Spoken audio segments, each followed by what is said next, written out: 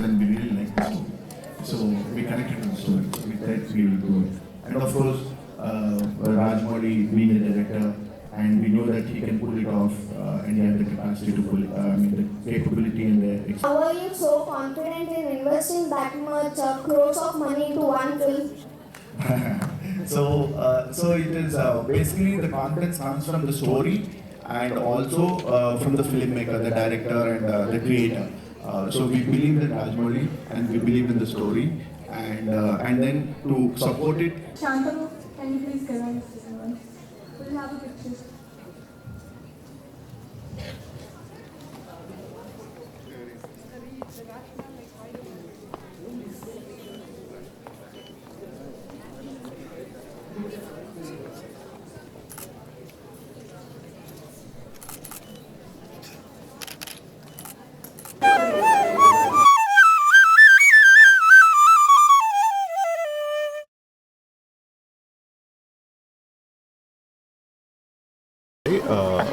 Good morning, Andy.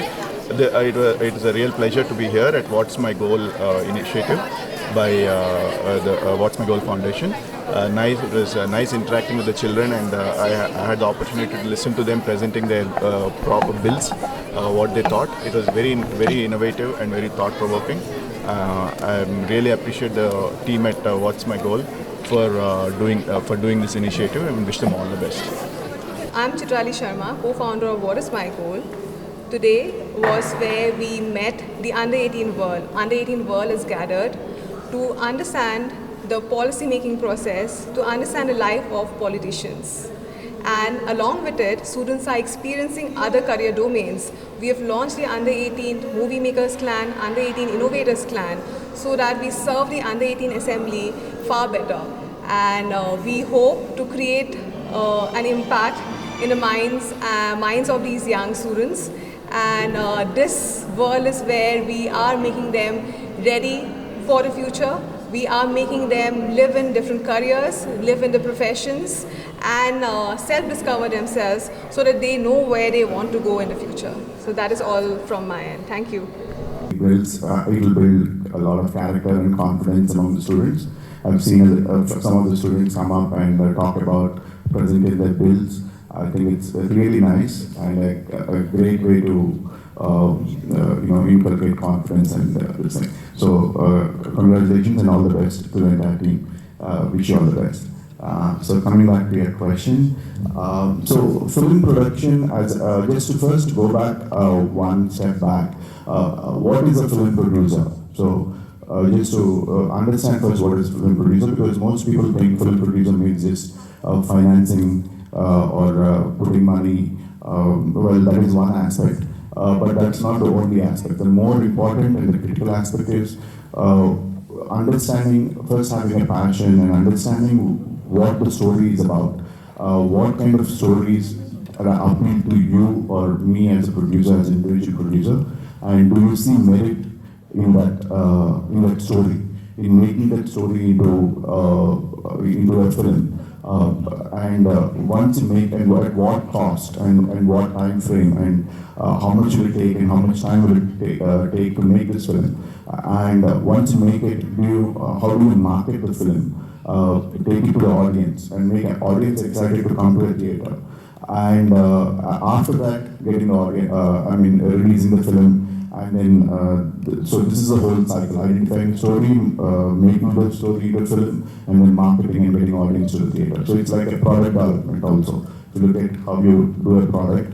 you identify a great product, you make the product, and you sell the product. So you need to have that creative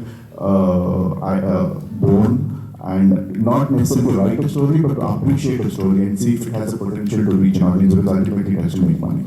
So that is what a producer does, where he does all these three steps. And so if you ask me, can I be a producer? Of course. But you need to have that creative kind of mind, the interest to listen to stories, get the stories on the screen. And today, producer does not necessarily have to put in the money. There are many ways to, if the project is great, to get studios and other people to invest in the project. So you need to be able to hustle and get the money to make a film, but you can do it without risk to yourself. So it works both ways. So if you have this kind of an attitude and aptitude, definitely you should be looking at film production. That was a great answer, thank you, sir. So now that we talked about why we shouldn't become a film producer, let's talk about the beauties of being a film producer and why everyone here might want to aspire to be one. So, in film production, one of the exciting things is you get to listen to a lot of stories. You get to interact with some very amazing creative minds. I had the pleasure of working with some of the best creative minds like Rajmouli and some of the best actors like Prabhas and Rana and Allu Arjun. All the top heroes I had the honor of working with. So it's amazing to be working with this, and in terms of production, some of the top visual effects supervisors, some of the great art directors, cinematographers, music composers. So you get to work and be in the presence of a lot of different variety of creative people, from actors to musicians to different crafts of filmmaking. So filmmaking is considered the biggest collaborative art form, where it's not many people. It's like painting is a single person doing it, writing is a single person doing it, but filmmaking is an art form where everybody, multiple people, hundreds of people come together, collaborate and make it happen. So if you enjoy working with people, I love enjoying being with people, meeting new people every day, and all this make it a very, and then of course you get the perks of traveling to new locations and and seeing things which most people find it if not in their daily jobs. So it's a fantastic opportunity to work, mix with people and enjoy it. So Shobhu, how did you actually think of becoming a producer, and was there a light bulb moment for you? I said always, but actually my journey to films was a little indirect. I did not come directly into film production. I was actually wanting to be an entrepreneur, so I finished my engineering, I did my master's in US, then I worked in LA for the automobile pollution, for California Air Pollution Control Board. Then I returned to India to start something on my own. And then I had a couple of failures, which is now looking back, it's part of life. So one company that I started working with did not go forward. Then I started a .com company in 2000, and that also was a failure. So after 2 failures, I was looking at what to do next. And luckily, fortunately, from my family side, especially my wife's family side, they're into films for many generations, and television serials were becoming in late 90s very popular, and that's how we said, okay, it's a good business opportunity, and that's how we started television. So then I fell in love with we worked it, and then worked towards that, and then slowly went into movies and started enjoying that. So that's how the whole indirect approach to films. Yeah. Thank you so much. So Srividhi has a very interesting question for you, if you would like to, yeah. Hi sir, I'm a huge fan. So Bahubali, in the beginning, left the audience eagerly waiting for the sequel with its iconic line, "Kattappa ne Bahubali ko kyun mara?" I remember making all these theories up and stuff for the second movie. So how did you feel about the tremendous response to that dialogue, and what do you think made it resonate so strongly with the viewers? So actually, that dialogue and that whole thing was, we did not anticipate actually. It was never anticipated, it was not planned. I think it's just the virtue of the movie ending on that note, where in the end, Bahubali is killed by Kattappa. I think that itself was a shock to the audience, and that created a whole anticipation. And that anticipation led to this dialogue, and then it became a very viral question where everybody was curious to know what the thing is. And then we started, we realized that it was becoming viral, and then we started using that as a tool to, as a thing to promote the second part and keep the second part in conversation till we get to the release of the second part, which is about 1.5 years away. So it happened unknowingly, and it was even the scene was actually was not designed or was not the original screenplay. It was the scene was added. It was supposed to, it was there, but where it came in the very end was in the last, just before release of the film. It was edited and it was put. So it's a great coincidence that all happened, fell into place. Like that's why I keep saying that sometimes things happen unknowingly that help us and take us forward. So some things cannot be planned, and these are one of those things which have happened just by God. You might call it God's grace, or you might call it luck. These are things that happen by sheer coincidence, and I think we all should be present to and appreciate those coincidences in life, and this was one of them, and then that's how it became so big. About your past, the past movies and experiences that you have done. So let's talk about the present now, because that's how we relate to you, the past, present and future, and that's what we aspire to do.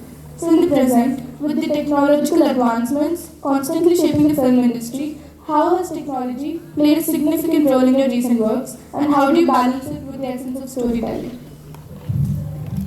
So technology is continuously changing, and like I was listening to some of the children here, they're talking about AI, and AI is having an impact across every aspect of our lives, including filmmaking. But apart from AI, there are many visual effects. The technologies that are being used in visual effects are changing in every aspect of filmmaking. There are many technologies that are coming in that are enhancing the way you can make films. From the era when we first made our first films, we were still shooting on film, 35mm film, and now it's completely moved to digital, which increases the way you can shoot film, save film, and edit film. Everything else changes. Even music, which was most of the time composed with live instrumentation. Now it's moved to electronic and digital music, where you compose mostly on digital, with just a keyboard and a few instruments. You can compose music, and of course visual effects. Bahubali was one of the front runners in Indian VFX and animation. We used a lot of technology from motion capture to performance capture, everything else to enhance. And then now game engines. Many of you might be playing games, and they're driven by what is called a game engine, like Epic or Unity, Unreal game engines. And those game engines are now becoming very powerful, enabling us to use that in the creation of digital assets and everything else. And going forward, I think digital humans, where you create actors in fully digital humans and fully digital environments, and AI is going to play a very important role in writing a script. It will not replace the creator, but it will give a lot of help, assistance in making the creative process faster and better, whether it is in composing music or writing scripts, and everything else. So there's a lot of ways technology is playing. I can go into a lot of depth in it, but specifically if you ask, I'll tell you more. So under 18 world, they are pretty much into technology. They're using technology for a lot of things, and what we have gathered here today is to collaborate. And collaboration is the key to even in filmmaking, collaboration is very crucial. So can you take up an example from one of your projects where you think collaboration has played a major role? Absolutely. Like I said, the filmmaking itself is a collaborative art form, and depending on the size and scale of the film, it can be from 100 people or 50, 70 people to anywhere between, like Bahubali. There were days when we had 1,000 people on the sets, 1,000 to 1,500 people on the sets of Bahubali. And any given time, as a director, or as a producer, or as a creator, I'm working with multiple people, and I have to get work from for whether it's a production designer, costume designer, the director. How do you work with them to make this film happen? So you need to be a team person, ability to work with them, listen to their points of views, and get their inputs. At the same time, as a producer, I need to tell them what they can do and what they cannot do, and where to draw the line. So without negating them or without putting them on the defensive. So it's a whole teamwork where we work jointly and need to create an environment and excitement of collaboration where everybody shares and contributes to the bigger picture, which is bring the director's vision on the screen and make the film a success. So it's one of the most collaborative and team-driven work environments. Absolutely, sir. So before we move on, we wanted to take a few questions from the audience as well, because the audience here has been waiting eagerly, I think, to ask questions. So we can have a few questions from the audience. We can move the mic around, yes. THUB, Telangana State Innovation Cell, RICH, tasks, emerging technologies, YHub, all of them are providing those resources for you to become good entrepreneurs. India being Bharat, most of us live in tier 2 and tier 3 cities, right? How many of you guys are from tier 2 and tier 3 cities? Very few. I am from a tier 2 city, Warangal. So, our Honorable IT Minister KTR sir always thinks, by the way, his birthday today. Okay? So, we'll celebrate it in a bit, after I'm done. I'll keep it very crisp. So, he's a very visionary leader, and he always thinks about, the youth. That's you guys, the future leaders. How would we kind of capture the passion of this youth? Sir always says, the youth from tier 2 and tier 3 cities, tier 1, 2, have a lot of passion, fire in their belly, and we have to catch them very young. So Telangana State Innovation Cell, which I am heading as a Chief Innovation Officer, our vision is to build and nurture the culture of innovation, especially rural and grassroots innovations across the 33 districts of Telangana, across the state. Right? We have THUB. We have all these ready-made entrepreneurs, like, who are kind of getting space at THUB, leveraging all the resources and scaling up their innovation, their startups and going global. But at the same time, if there is a very, a young guy from Warangal or Mehboob Nagar or Adilabad who is an entrepreneur or an innovator, but wanted to kind of, leverage the resources which are available from the government end and kind of scale his or her innovation to the next level. But someone has to help, right? That is Telangana State Innovation Cell. We will do that. We will kind of do that hand-holding for them. So we scout them, say like, you are innovating, like your innovation is very novel, you have identified a problem statement, and then your innovation can be scaled up. So we are scouting, we are recognizing them as Telangana innovators, and then we are taking their innovations to the next level, that's scaling. Okay, besides that, we are a nodal agency, we do a lot of things. So I'll tell one quick story of one of our innovators. He is from Suryapet, tier 2 city. Most of you guys know tier 2 or tier 3? Suryapet. Tier 2. Okay, let's go with that. And he is in fact 10+2, and he is from a farmer's background family, and he saw his mom, his dad, everyone kind of toiling a lot. And then even for sowing seed, women has to kind of bend down completely, right? He said there's a Herculean task on the back of this woman. And he came up with this innovation. It's a stick. You put a seed and you just kind of poke that stick into the soil. And the seed goes and then it gets buried. Very simple innovation, right? Women can just take that stick, boom, boom, boom. Did you guys think about it? He was just like you guys, school student. But the story did not stop there. He went on creating more agriculture instruments, innovative products. And the best part of it is, those innovations are economical. A farmer can afford them, right? A stick is 600 rupees. Anyone can afford it, right? If it is 60,000 rupees, it's really big burden for a farmer.